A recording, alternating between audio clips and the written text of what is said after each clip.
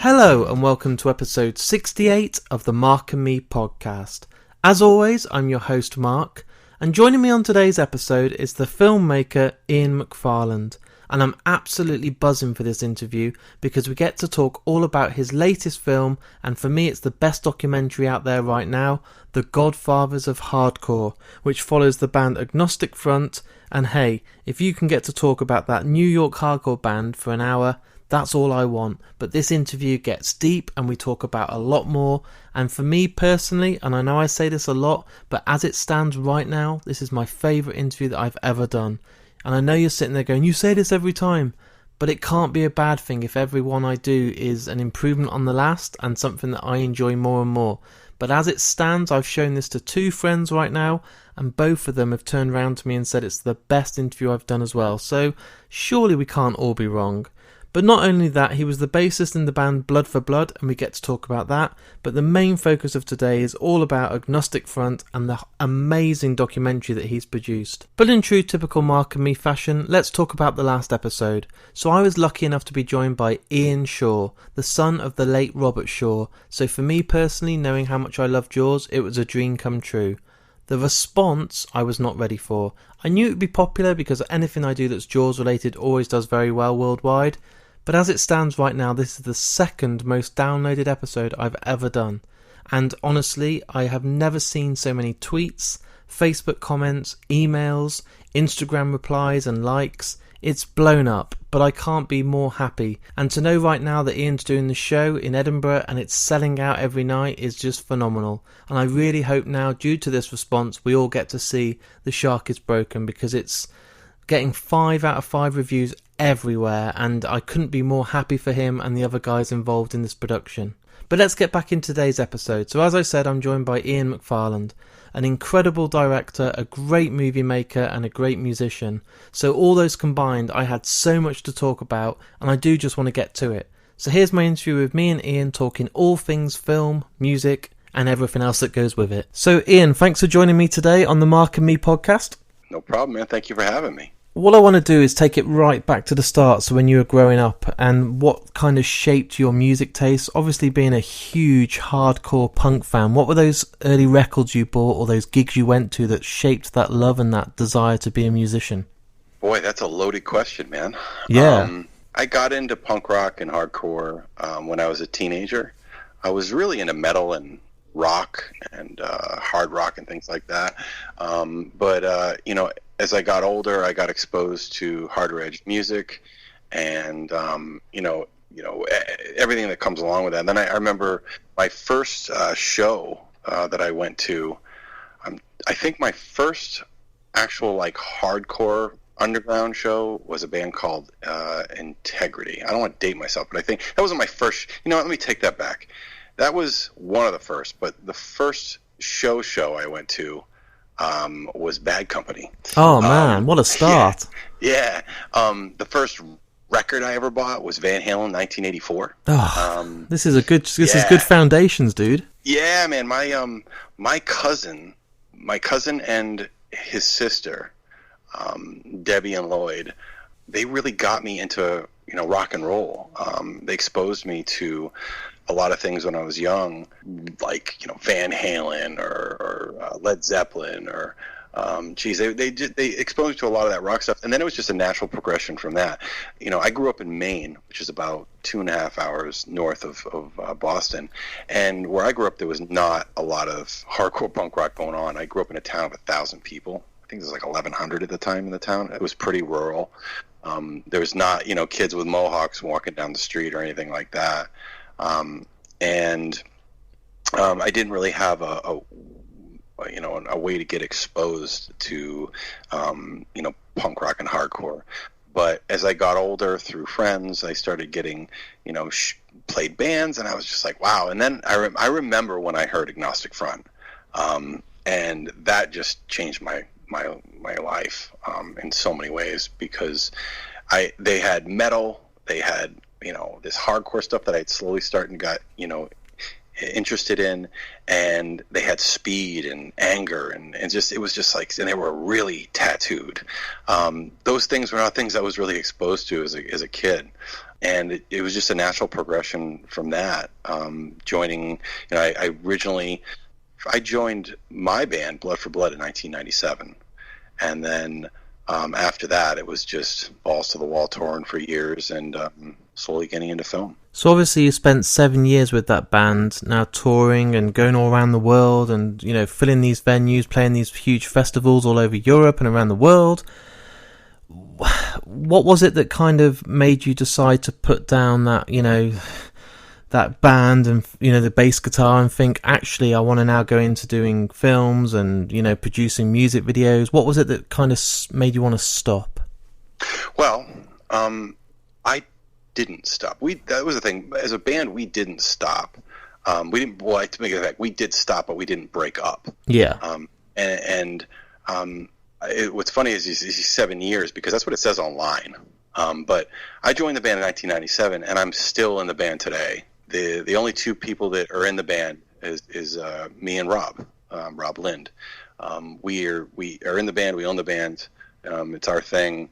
But we stopped playing in 2004 for a variety of reasons. And then from that we moved. In 2010, I believe, we came back and played some shows and reunited on stage and whatnot.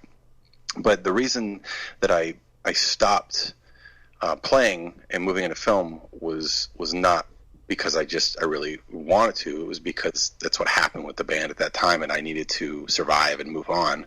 And to be honest with you, I didn't want a job. I didn't want to go and get a job. I wanted to, create. I wanted to make things, let it be music or film. And film was always something that I was really into as a kid. I used to make little home movies as a kid and do my own editing with 2 VHS, recorders and, make my little skits and things like that. But the interesting thing to tie them, my band and my hobby at the time, filmmaking, together, was that as I'm on the road all the time with my band, I was filming other bands, and I was filming shows, and I was doing all these things because it was something that I loved, very much, which was music and hardcore punk rock music. And I used to film, all these bands that I was friends with on stage, off stage, all these things. And then it kind of just was a natural progression to move into a career because it was something I felt very comfortable with. It was very similar to music. I worked very hard at music, but just being on stage and progressing and recording, it's like a natural progression.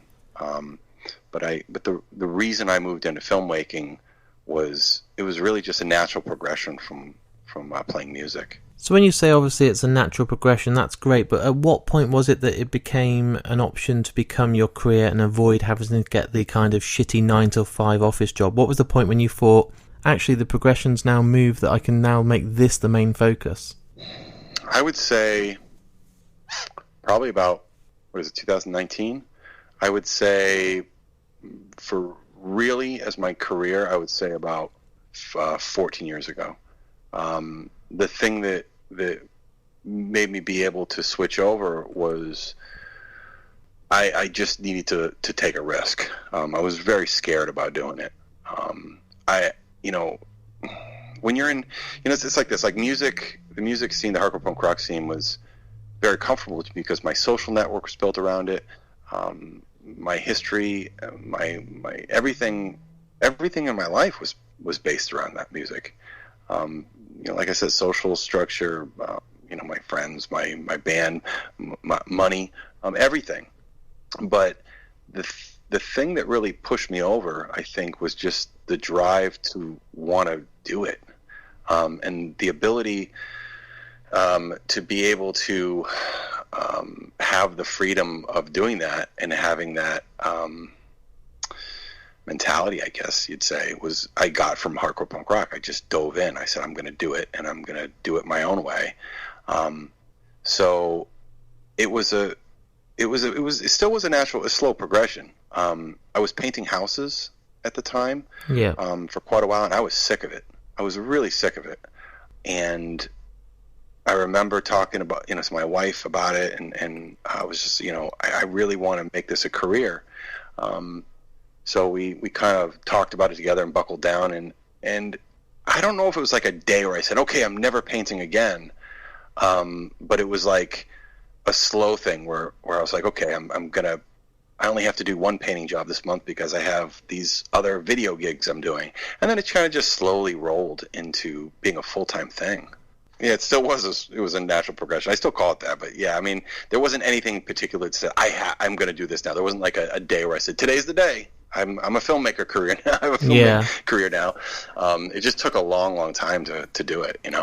The thing is as well, you obviously lived, you breathed, your life was hardcore punk. It was in your blood. You were doing it as a day-to-day job in a band, and then you decided to become this filmmaker. You probably had an advantage because some people are either a musician or a performer, and some people are filmmakers, but because you've been there and you lived it, obviously shooting concerts live or music videos, you'd been there, you'd done it yourself. So one of the first things that I saw, which I was blown away by, is Meshuggah's concert, and they're one of the best live bands I've ever seen in my life.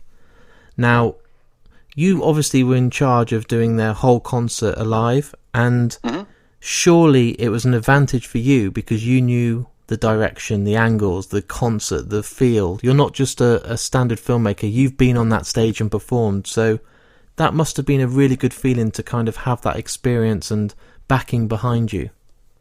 Yes. I will say that being in a band, and playing on stages definitely helped me be able to have, a different type of rapport with bands. Yeah.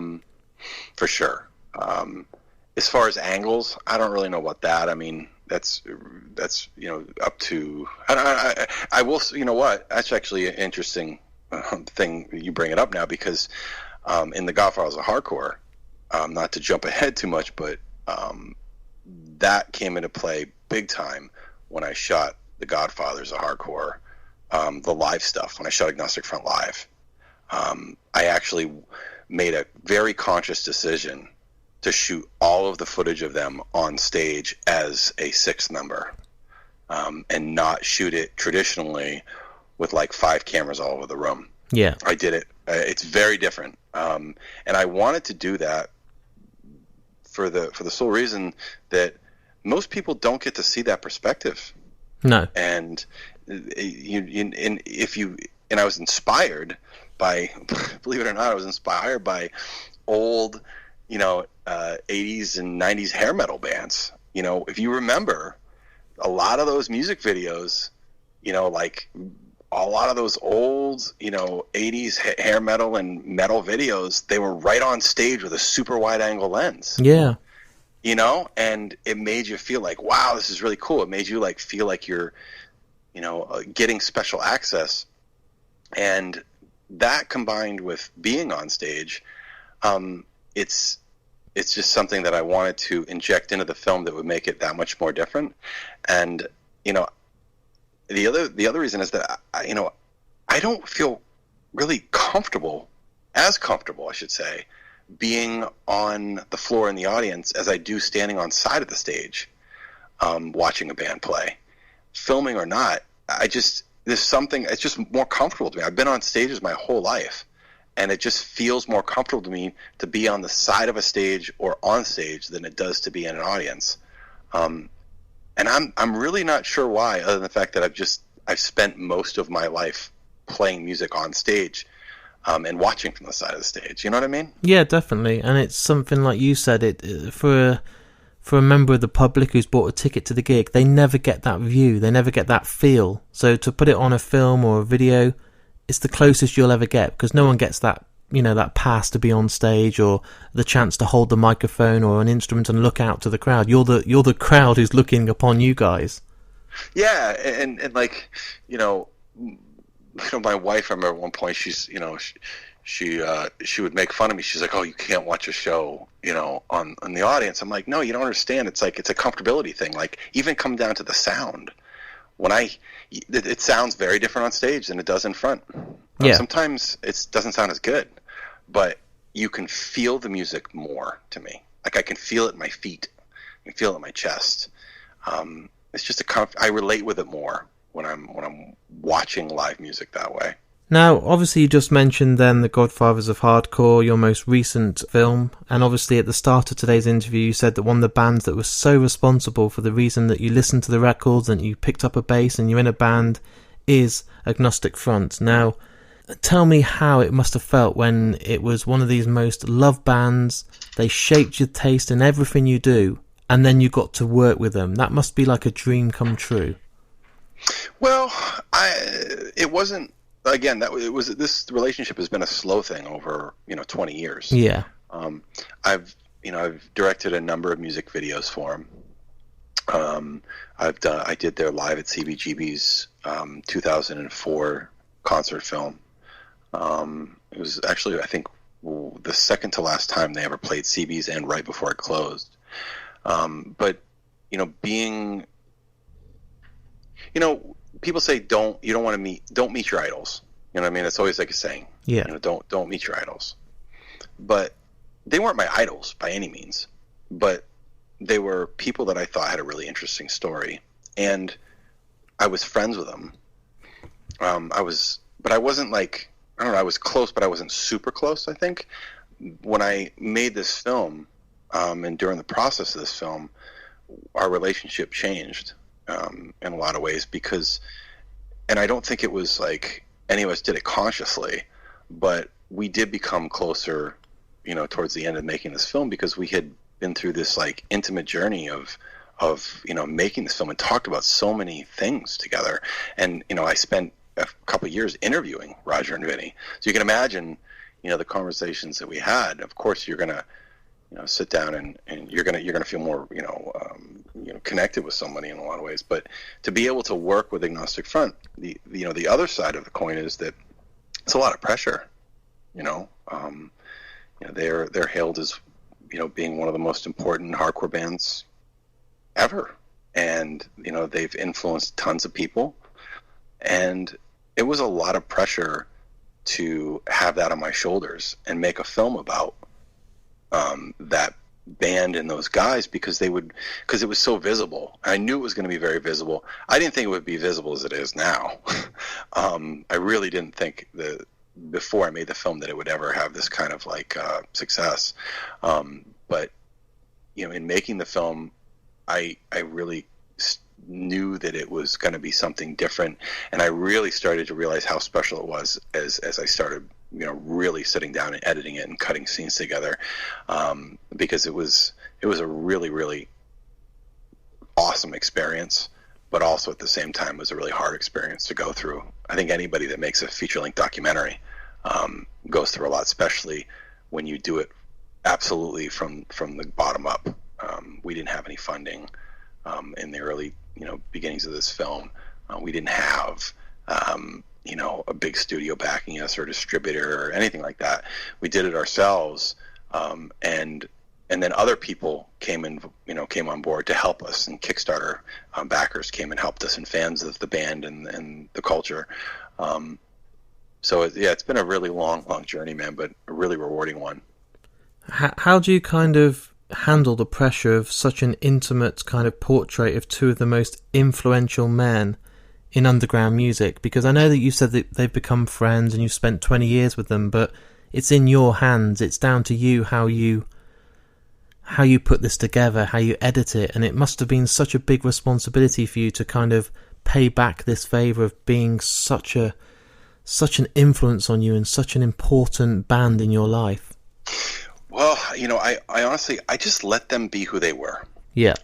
It was that simple. I let them be who they were. They were very comfortable with me because they did know me very well.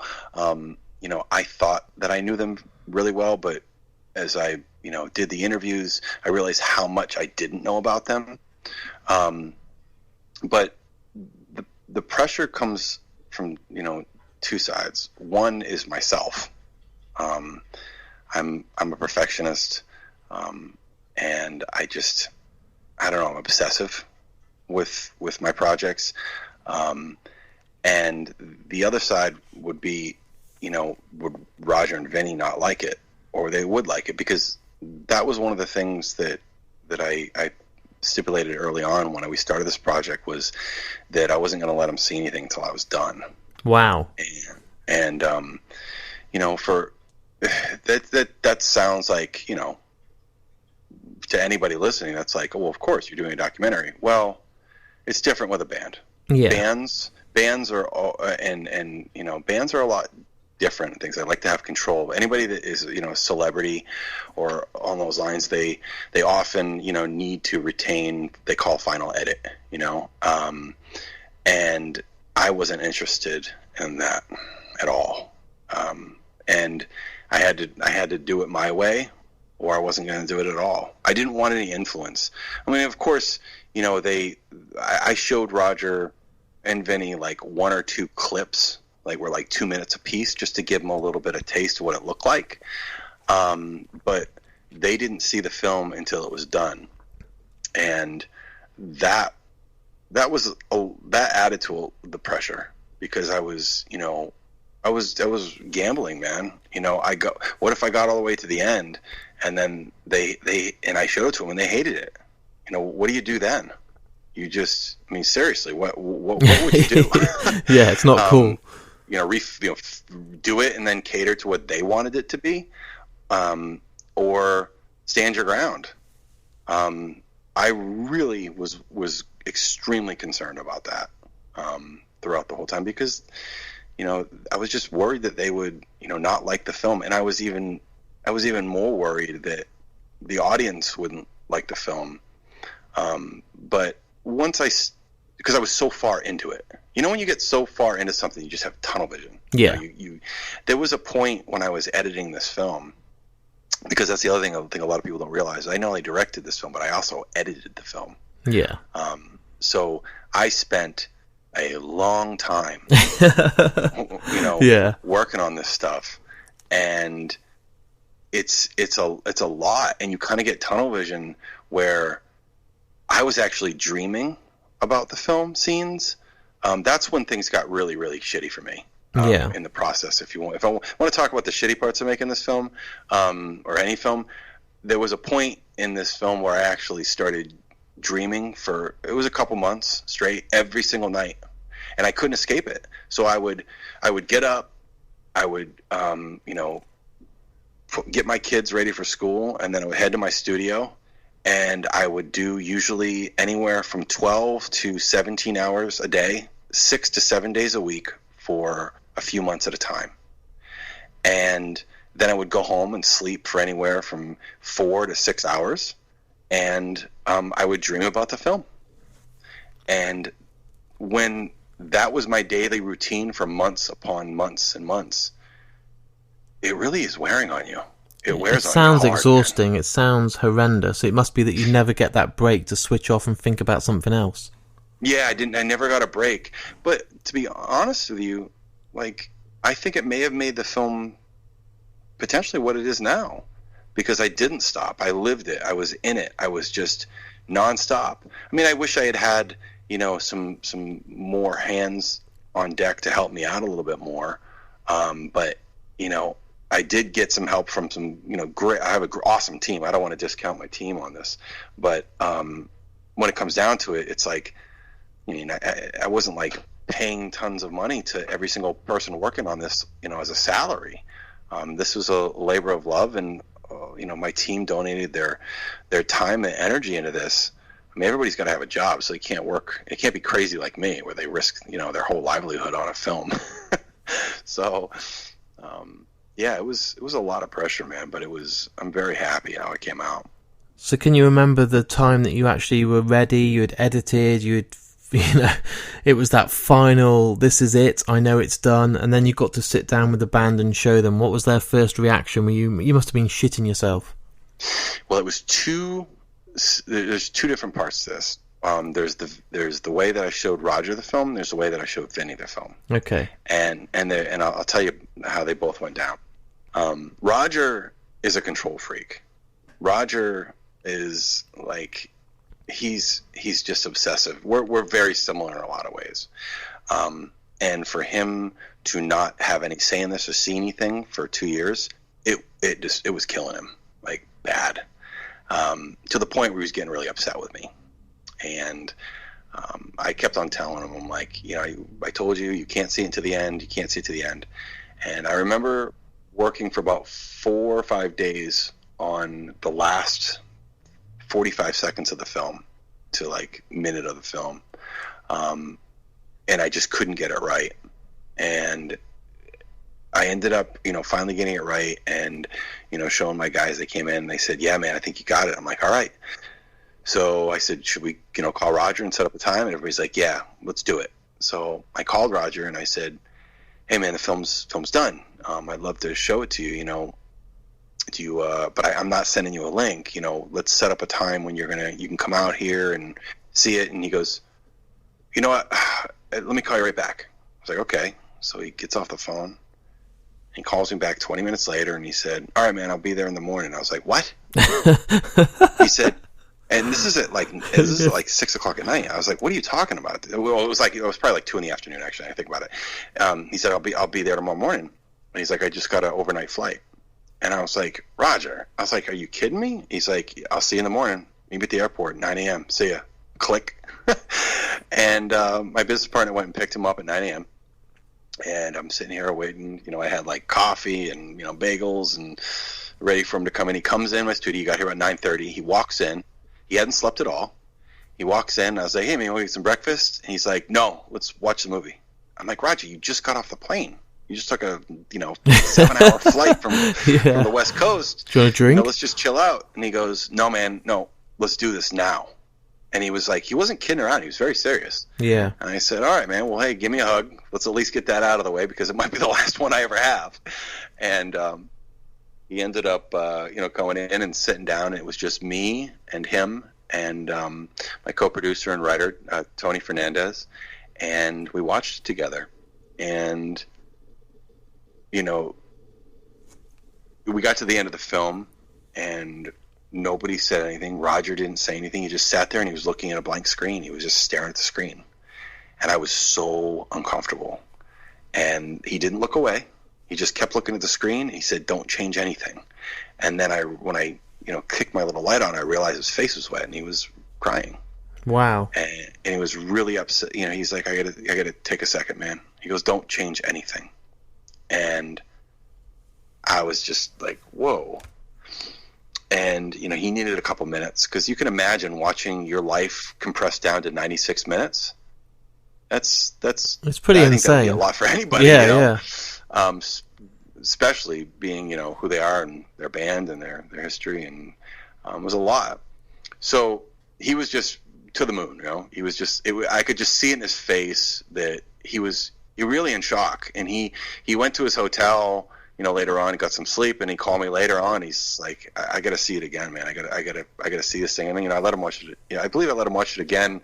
Then, and he just really was just, he was really supportive of it. Now, Vinny, on the other hand, different situation. Vinny, I set up a party. I invited a bunch of mutual friends. I got pizza. I got wine. I got some really nice cigars for him, and we made an event. And Vinny and Mike Gallo drove up from New York. We planned it all out. Vinny came in. He was so excited to sit down and watch it. And Vinny just sat and laughed and cried and laughed and everything. And then at the end of the film, he kind of did the same thing. But the funny thing is, at the end of the film, Vinny kept on having to get up and go to the bathroom, right? And I'm like, what is the deal with this? And I realized he was getting up to go see the film because he kept on like wiping his eyes off. He was upset. He was crying. Yeah. And it was he just kept on saying, wow, oh man, like throughout the whole film. And it was really interesting and cool to watch. But they both loved it.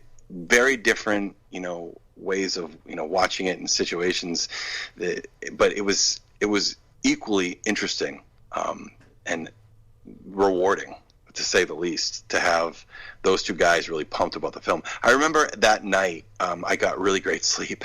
Yeah, for the first time ever. I remember I think my wife and I went out to dinner and kind of had a date because it was just like it was a huge relief off my shoulders that now I got their support. Now they're cool with it. Let's let's start going. And that's when honestly, that's when things got, pretty difficult in a lot of areas, because a lot of people don't realize putting out a film and finishing a film is sometimes harder than actually making it. So then once it was done, you'd had the seal of approval from the most two important people of this film. If they had turned around to you and said, I don't like it, then like you said, it would have been all for nothing. But they had the thumbs up, they loved it. The way it gathered momentum is mad. It built up huge. It was getting shown at all these film festivals. The reviews were fantastic. You even had people like the Rolling Stone and Up Rocks giving it thumbs up, saying it's outstanding. You couldn't have ever even imagined it was going to get that big. No, I didn't. And honestly, the scene, I thought the scene was, there was going to be people that loved it, but then I also came to terms with there's probably people that are going to rip it apart. You have to be okay with that, because once, if you're when you make a film or you make a record and you put it out there, once you release it, it's no longer your film. It's the audience's film. They can do what they want with it. They can say what they think about it, everything like that. It just becomes the audience's. And I was really, it was like, it's like giving, and actually I don't want to say giving birth because it's very different, but do you know what I mean? It's like you're releasing your child out in the world. I always say, like, with this podcast, it's like putting my diary out there for the world to read. And I'm just like, I hit publish, and then it's like, there you go, read my life, and I can't edit it. I can't rip a page out. It's done. Yeah. It's a really scary feeling, because I think it's weird, because I think I would have, I put everything I have into what I make. Like I said earlier, I'm obsessive. Sometimes, for the worse. I just, every piece I do, I really care about it. And I put myself in it, and I'm in the moment.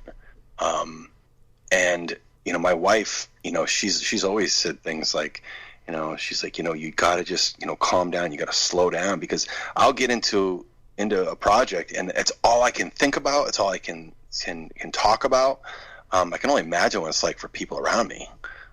Because I'm just so obsessive.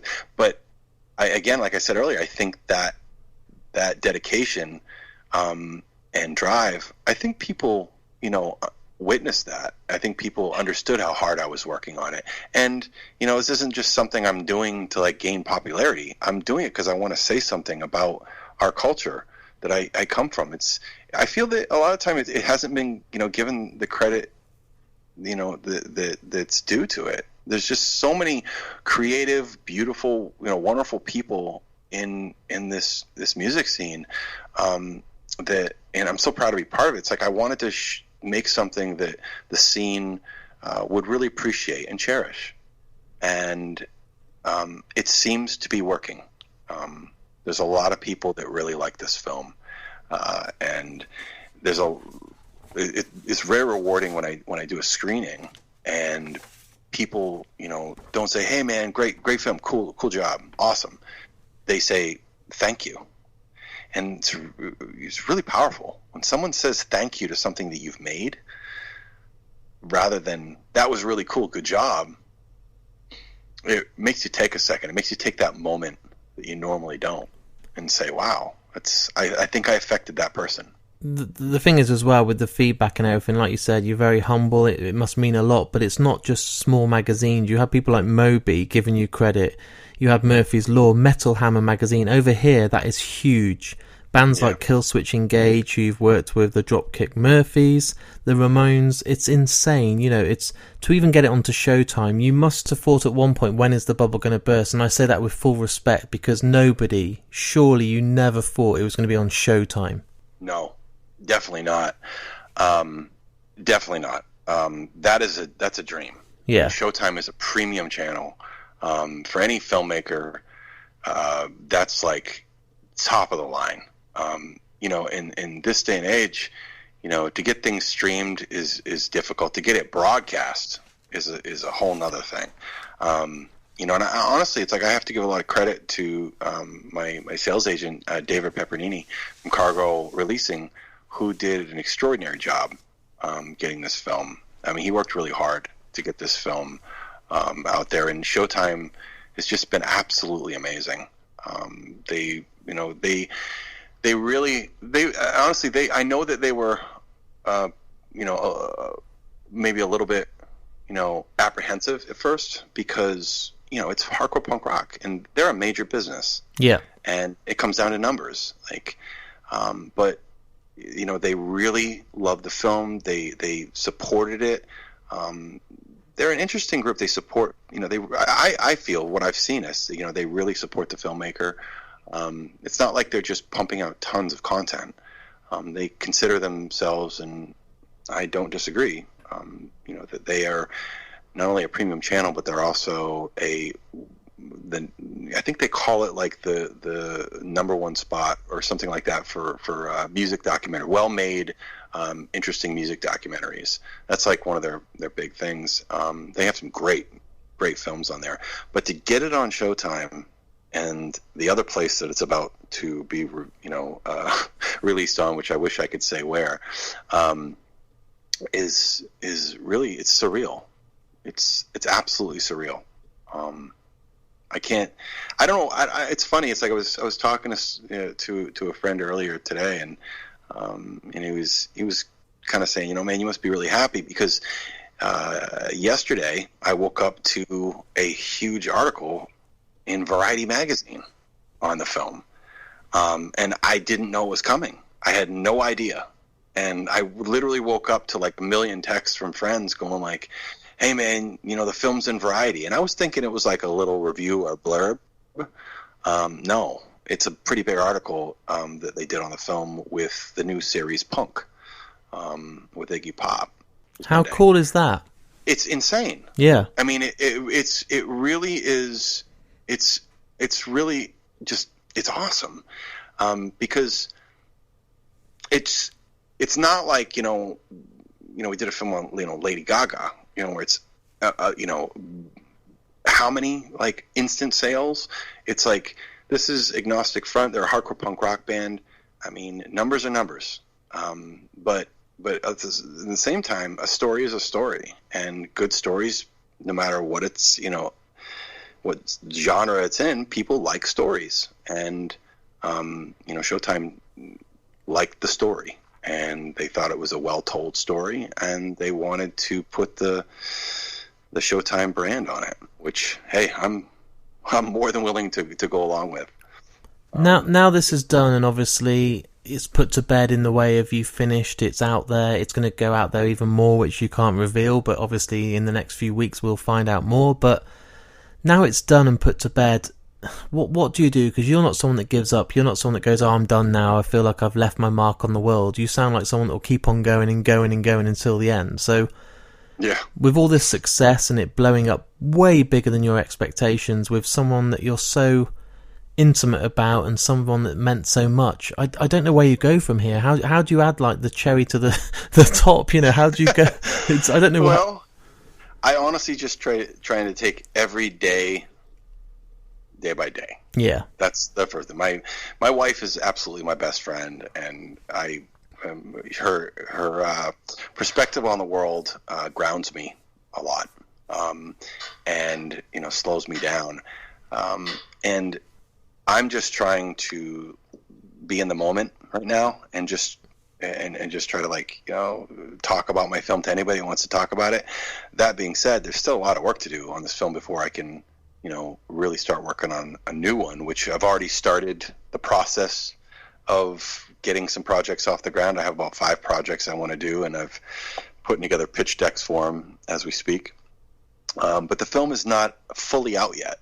So the next thing that we're going to do is the film will be released transactionally, which is we'll be releasing on Vudu, iTunes, Google Play, and Amazon. Cool. As well as hopefully I hope Fandango, a couple other places, I'm not sure. But that's the next phase. The Kickstarter backers will get all their DVDs, which I'm very happy and excited to do. And then we just we're doing press at the moment and talking about the film, but as far as it goes with slowing down, my wife and I the other day were having a conversation about retirement, and I just can't see that happening. I can't picture myself doing anything else other than creating films. I can't, like,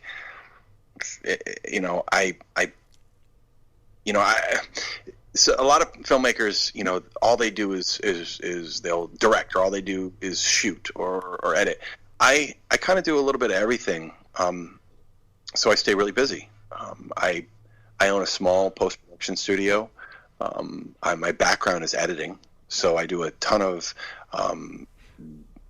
commercial editing, but I also do a fair amount of commercial directing.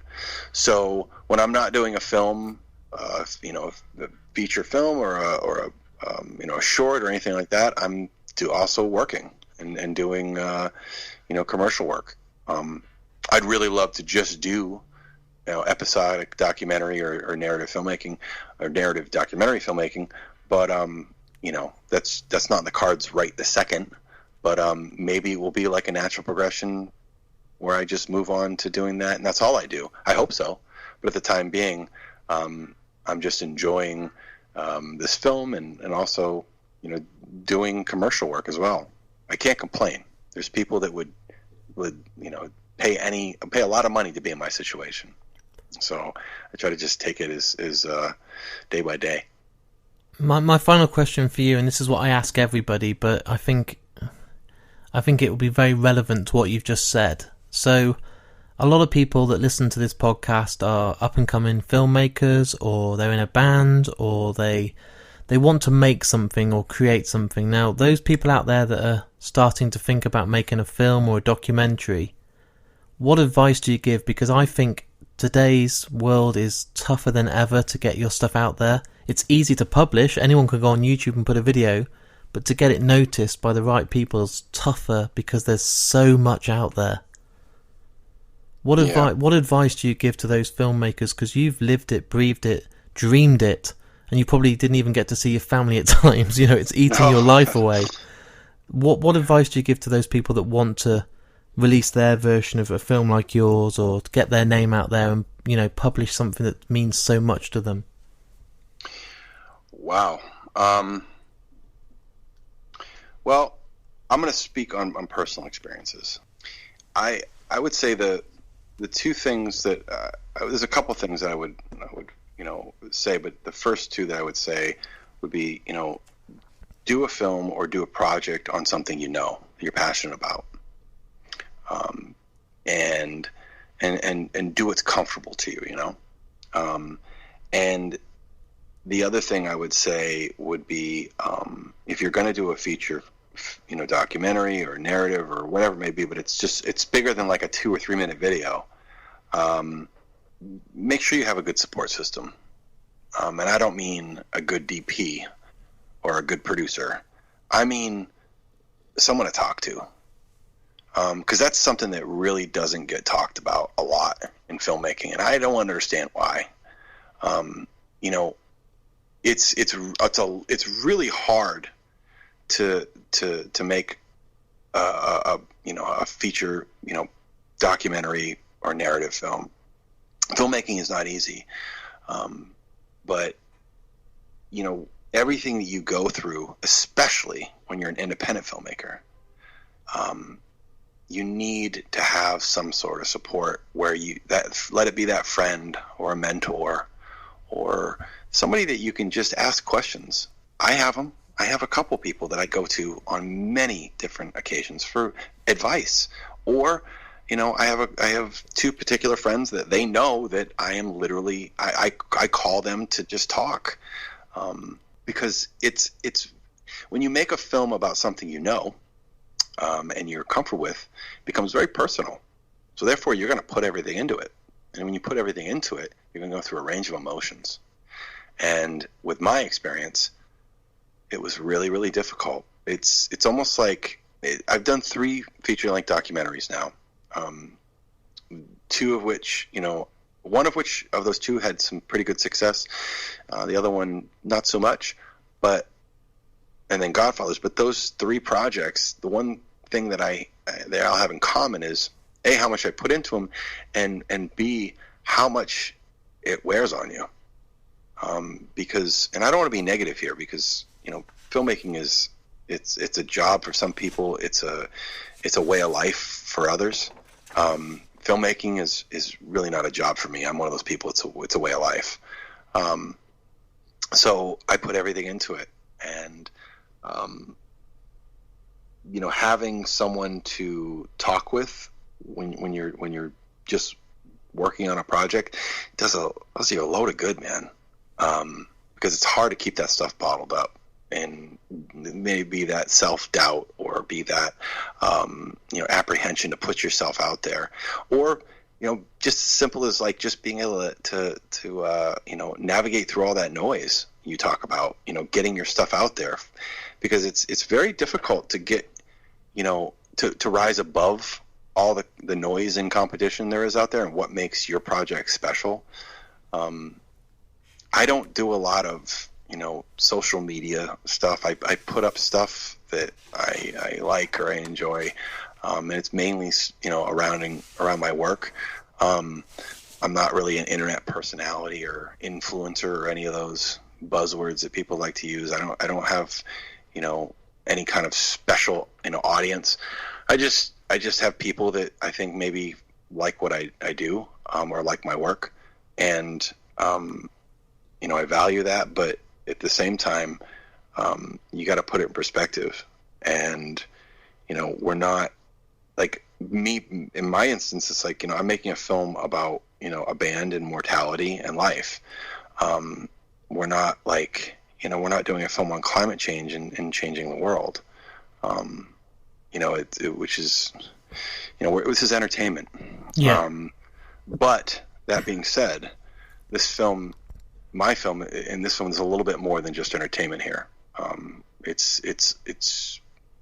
really personal stuff, and it's a very intimate film about 2 guys that have lived their life doing what they want, and they refuse to stop no matter what the cost. And I try to I'm trying to live my life in that direction as well, just doing what I love to do, and not taking no for an answer, and trying to just be happy. It's a crazy world we live in these days, and it's hard to navigate through it in many different areas. But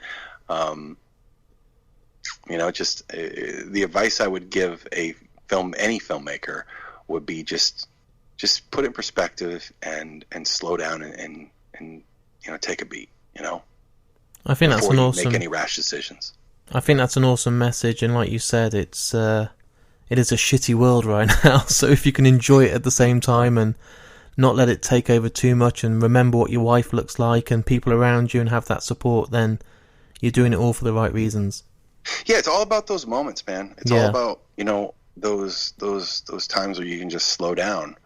Meditation is a fairly big part of my life these days. I wish the gym was a little bit more, but for me, it's taken me 25 years to figure out how to slow down. And my mother always said it as when I was a kid. It was just like white noise to me, man. It was like I didn't really I didn't really listen. I just heard it. Now I listen, and I try to take those. It's funny because like when I was younger, I would hear things, and now I really, really try to listen and slow down and put things in perspective.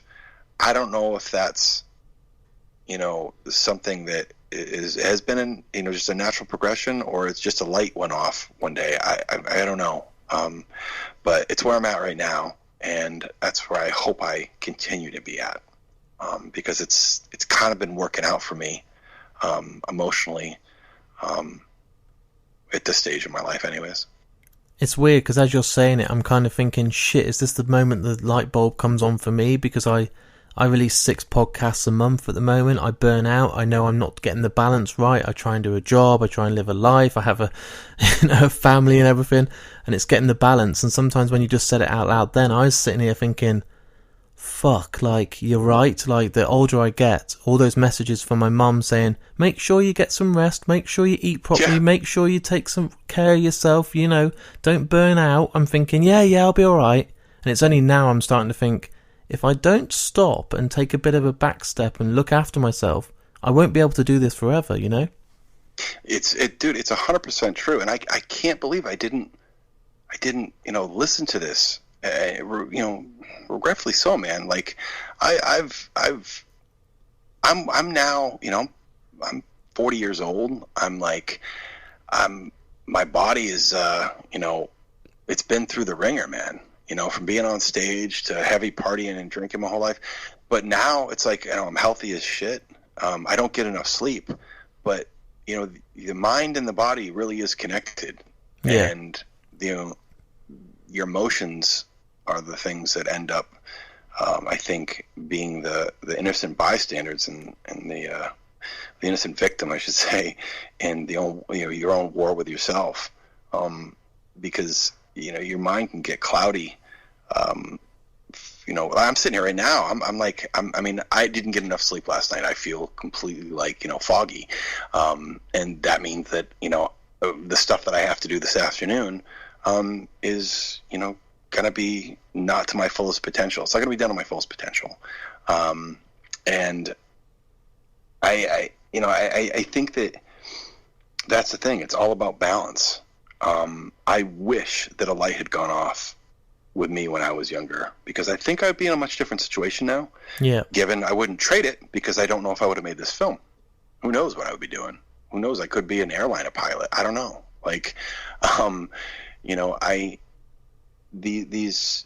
just about balance. And I actually can remember my mother telling me to just slow down. I remember my grandmother telling me to slow down.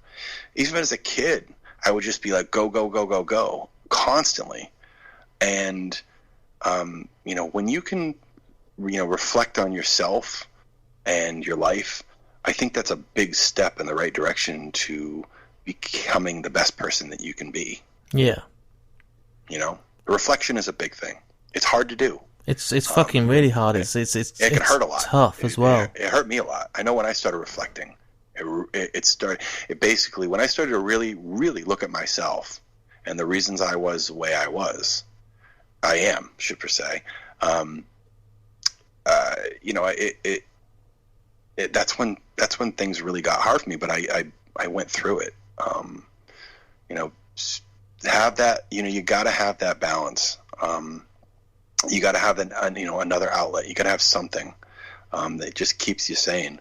I'm still looking every day for that balance. I try as much as I can, but I'm not fully there yet. But I'm working on it. I'm working on being the best person I can be, for not only myself, but my kids, and the people around me that rely on me for everything that they do.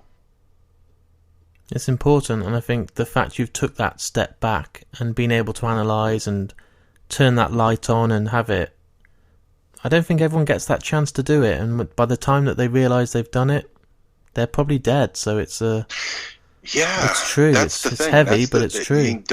Don't wait. No, don't wait to start figuring this stuff out. It's this. I remember at the time I was starting to really, really start wrestling with a lot of the decisions in my life, and they were really having a negative effect on my day to day. And I remember this very well known musician that I don't want to say his name because I don't want to put him out there like this, but he told me one day, we had a pretty deep conversation. He said, "Look, man, your 20s, your teens are. You started with your teens." He said, "Your teens are there to, just do whatever, whatever comes at you, just observe, right, or check it out, or your 20s are there for you to just start really start figuring things out. Your 30s, you got to really start figuring things out. And if you haven't figured your shit out by your 40s, you got a situation on your hands, and it's go time. You got to figure it out, because who wants to be a 50 or 60-year-old person that hasn't figured their shit out yet? Yeah. Who wants to be that guy? Nobody wants to be that guy. When the light went off for me, it's amazing to see, the things that come into your life, if you just let it. I'm not talking like spirituality either. I'm not talking religion. No. I'm just talking just life. It's perspective, and being able to see what's put in front of you, and accept it, and being able to move on. So maybe that's the best advice ever, not just for filmmakers, but for everyone listening. Time doesn't stop. Time stops for no man. Period. It sounds cliche and a little goofy, but it's true. Very true. Yeah. It's very true. Time is. I mean, my chest. That's my arch nemesis is time. If time was a physical person, I would attack him. Yeah. Because like I have my entire chest is my my whole torso is a big tattoo piece of 2 ravens fighting over an hourglass. Yeah. And the hourglass is full of blood, and it represents my war with time. And I never feel like I have enough time to do what I want to do. It's just always every day, every week, every month, every year. There's just so many things I want to do. But it's, again, you got to slow down, and I have to fight that urge to just go. And I have to just slow down, or everything, there's a cost for everything. You're going to end up paying one way or the other. Yeah. Financially, emotionally, or physically. One of those ways. And it's a really vicious circle, because I overdid it, and I don't mind admitting it. I went overboard, and I was doing too much and saying yes to every interview and every podcast and every edit. And about a month ago, I got really ill, and my voice went completely, and I had all these interviews lined up, and I had to cancel the lot. And it's such a vicious circle, because I let it get the better of me. It fucked me in the long run, because I had to cancel all those interviews. I was doing them anyway, and they were sounding shit because I wasn't with it. I was ill. My voice wasn't me. And then you've took 10 steps back when you're trying to take 10 steps forward, and then you're playing catch up, and you're like, shit, if I had actually listened and paced myself and done it right, I'd be in a much better position. But then I felt like I'd fucked myself over by being so far behind and ill. So my health, it's terrible. Dude, when we did the Rain Dance Film Festival in London, and we did it in, I think it was October. I can't remember. It was October. When I got back, up until that point, that month and a half was probably one of the most stressful times of my entire life, because I was signing the deal with Showtime.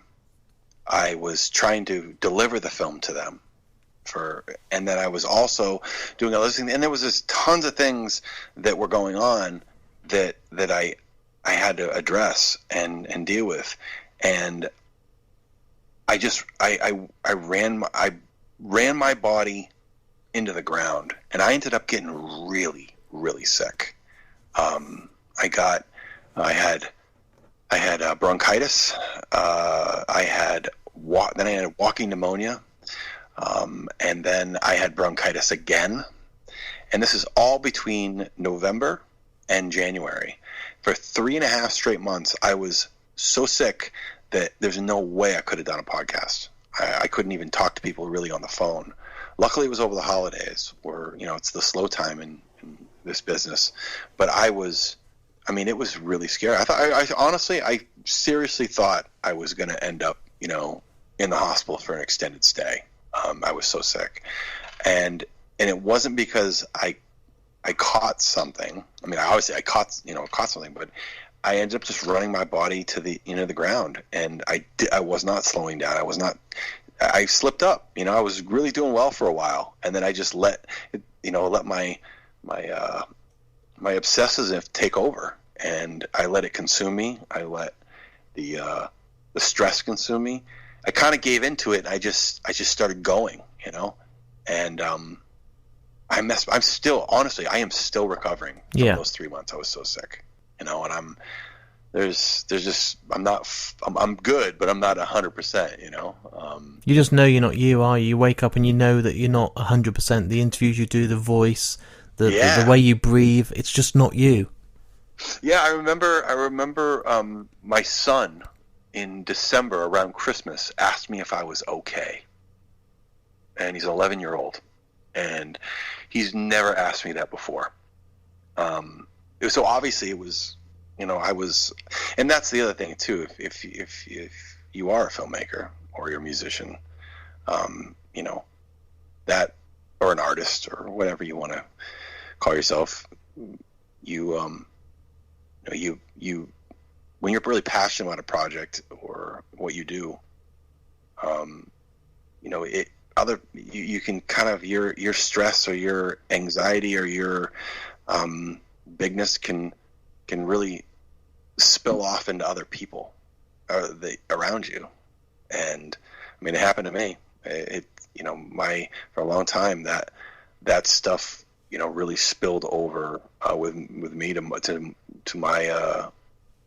people I love in a lot of ways. But again, luckily I slowed down, and I was able to just really, really look at everything and say, okay, this isn't right. This is not how I want to live my life. This is not how I want people around me to be forced to live their life because of how I am or how I'm acting. Emotion is a crazy thing, but again, I feel like I'm on a good path now, and I'm sure you can relate too. It's scary. It's all the way through. I'm sitting there going, "Yep, I agree. Yep, I've been there. Yep," and it's frightening. So it's. I'm glad it's not just me. Yeah, no, it is. And because when you're passionate about something, and you really are passionate, it's going to affect you. Yeah. Period. It is. The way you choose to deal with that, and the way that you behave, that's on you. 100%.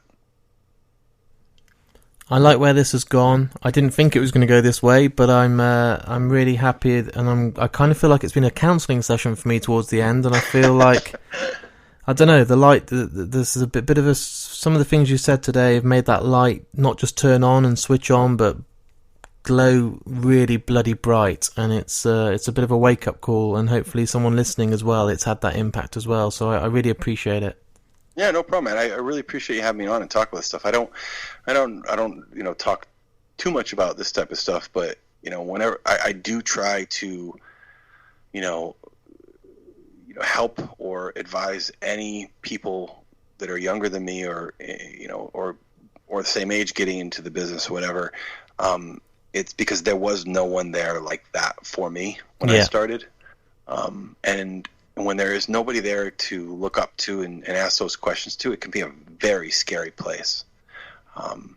So I try to, whenever I can, I'm not a counselor, and I'm obviously, I don't have tons and tons of time to just help everybody in the world out. And also too, I don't have a huge ego where I have the right way of doing things and I figured it all out. I'm still figuring stuff out. But I can say, this is what I did, and this is how I did it to deal with the problems I have. And if somebody can relate with that and get something out of it, that makes me feel really, really good.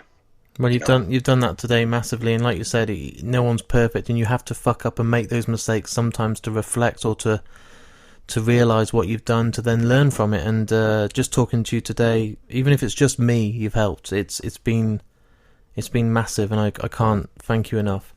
No problem. Thank you so much for having me on. And I can, if anybody would like to see the film, the best thing to do is for people to go to the Godfathers of Hardcore.com and just put in their email or give us a follow on Instagram or Facebook or whatever. But there's a lot of really cool and exciting stuff happening in the very near future. I really wish I could just say, but as soon as we get the announcement, too many people involved, and I don't want to mess anything up. So as soon as it's announced, totem pole here. as soon as it's announced, we'll get it on our Twitter, Facebook, Instagram. We'll get the word out there. We'll be retweeting, and I'm sure it's very close. Yeah, it is. It's a matter of. Hopefully it's a matter of week. I was just on the phone earlier today and yesterday with everything, and awesome. Deal is done. It's just a matter of everything passing quality control. Awesome. So yeah, it's good. So there's my interview with me and Ian. And as I said at the start of today's episode, for me personally, as it stands right now, that's my favourite interview that I've done. It doesn't stay on topic, it goes off and it goes here and it goes there. And as I said on it, it kind of felt like a counselling session. But that's what I like about these interviews. There's no structure, I haven't got strict questions that I got to ask. And I like to let it flow where it goes. And on this one, it got quite deep and you probably heard a lot more than you normally expect from me. But it felt so good, and Ian's now a good friend. I can't wait to see what he does next. He's got such a great career ahead of him, and honestly, I urge you all to go out and check out The Godfathers of Hardcore. It's such a great documentary, and for the UK listeners right now, it is on Sky Arts. You can go onto your Sky box and you can backtrack and find this, and you can watch it right now, and you will not regret it. I'm a huge documentary watcher. You know what it's like. I spent most of my life trying to get a King of Kong podcast special because of that documentary. And since then, I've just fallen in love with documentaries. I watch as many as I can. And as it stands right now, this is easily my favourite documentary of the year. And it will be in my top 10 of all time. It's that good. Go and watch it. Tweet me. Tweet Ian. Tweet the band, tweet everyone, because this needs to get seen by many people, and it's so well done. It's such a personal project for him, and the results are just mind-blowing, so please do that. Also, if you've enjoyed today's episode, go on to markandme.com. On there's my Facebook, my Twitter, my Instagram, but also my Patreon, and I can't do this podcast without the support. Recently, because of the episode with Ian and the amount of people that downloaded, I had to upgrade via Podomatic to a brand new server and get more space and more bandwidth. I'm very honest on this podcast, that cost me a lot of money. I had to use all the Patreon money for about 2 months to try and get this extra space and sign up for another year, and without that I wouldn't be able to do it. So, you know me, I work full time, this isn't my main job, so every little contribution on there, as small as it can be, which is 30p or 40p a month, all the way up to whatever you want, sort of £20, it all helps, it all goes back into the podcast and allows me to do more and more of these for you. As it stands, guys, I'm absolutely manically busy, but I'm not going to stop doing these episodes, and we've got a brand new one out coming in a week. In the meantime, check out Skip to the End, which is my other movie podcast. Also, we've got a big live event this weekend, which I can't wait, Skip Fest, which is sold out, which is going to be incredible. And I'll be back in a week's time with a brand new episode of Mark and Me. And you know the score by now, I don't reveal my guests on the show, I wait, I do a few clues on social media, and if you haven't signed up to any of my social medias or followed me or give me a like, just go on to markandme.com because all the links are on there. And in the meantime, I urge you all to go and watch this documentary, The Godfathers of Hardcore. You've got no excuse, get out there, watch it, and let me know what you thought. And in the meantime, I'll speak to you all again in about a week's time. Stay safe and stay special.